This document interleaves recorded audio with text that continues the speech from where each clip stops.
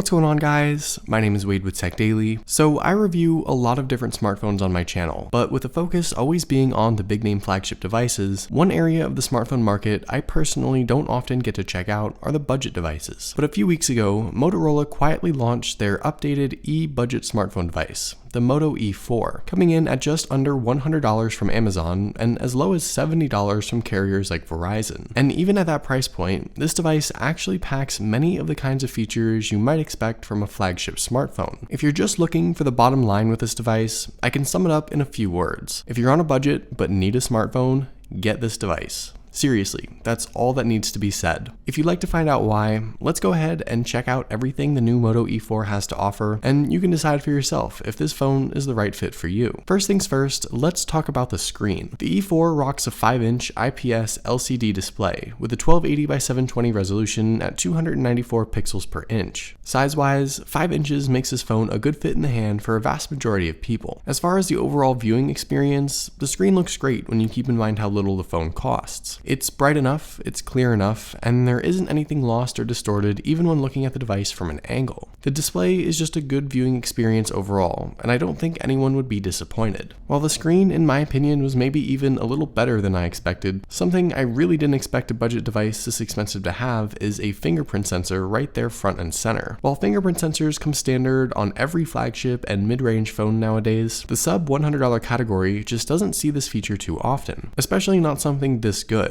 It's surprisingly quick and accurate. The downside, unfortunately, is that it isn't a button. So not only do you still have a soft home button on screen, you also have to press the power button to wake the phone and then use the fingerprint sensor to unlock. I do appreciate Motorola's effort there, but it just wasn't quite executed 100%. On the topic of buttons, you get the power button and volume button on the right side, which again, I'm gonna be a little nitpicky here, probably wasn't the best decision. Since the power button is kind of low on the phone, it's textured to help you differentiate between the volume button, but just leave them on separate sides. It's easier that way. The left side of the phone is bare anyway, so Motorola, you definitely had some space there. Down at the bottom, you'll find a micro USB port and microphone, and up top, the always welcome headphone jack. I'll go more in depth with cameras in just a second, but up front, you'll find a front-facing camera with flash, as well as the now iconic big, bold rear camera that Motorola has been using on all of their current phones. While this phone comes packed with a lot of great specs and features, you'll immediately be able to tell this is a budget device when you hold it in your hand. No fancy aluminum or glass for this device. The rear is a classic plastic cover, which all in all isn't necessarily awful. It still looks kind of nice, and it isn't cheap plastic exactly, but I won't even complain about this choice because it's removable. And yes, in this day and age, I consider a removable back to actually be a good selling point feature. You get expandable storage via a micro SD card, of course, but most importantly, a removable 2800 mAh battery. So you can totally carry around an extra battery or two to swap in and out if you're still into that. Luckily though, the battery life on the Moto E is pretty good, so you may not have to do that at all. Personally, I could make it more than a day and a half with casual usage on a single charge, but I certainly wasn't pushing this phone too hard. As far as the other specs and features go, the E4 is splash proof, which basically means it can handle a few drops of water, but don't bother doing anything more than that to it. And inside, pushing Android 7.1.1, you get either a quad-core Snapdragon 425 or 427 processor, depending on where you buy it from, an Adreno 308 GPU, and 2GB of RAM. Again, keeping in mind the price, this phone excels with basic everyday tasks. You aren't going to do any intense gaming, and you shouldn't necessarily push this phone to its absolute limits. But switching between apps and even light multitasking is not an issue at all. If you need to browse the web, check social media,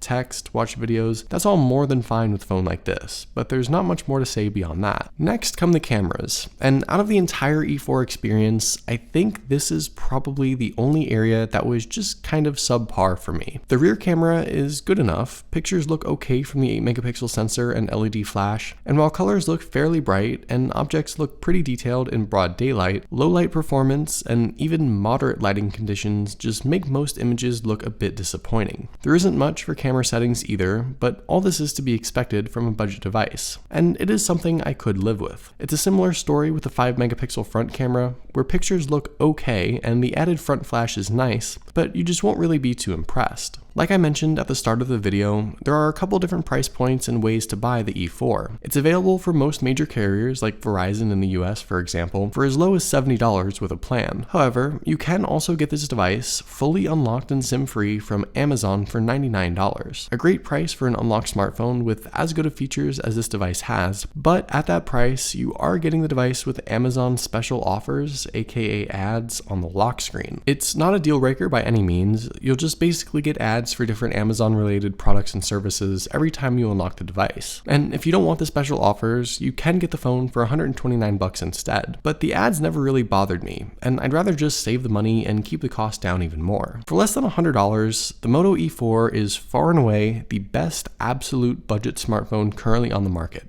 Plain and simple. You get a good screen, good specs, great battery life, and the average person on the street would never guess this device was so inexpensive. With devices like this one on the market, it's seriously hard to justify spending $700 or $800 on a smartphone. This one gets the job done and then some without breaking the bank. So hopefully you guys enjoyed this video. Let me know your thoughts on the Moto E4 in the comments below and if you might pick one up. Also, be sure to follow Tech Daily on Twitter and subscribe to the Tech Daily YouTube channel if you haven't already, and I'll see you guys later.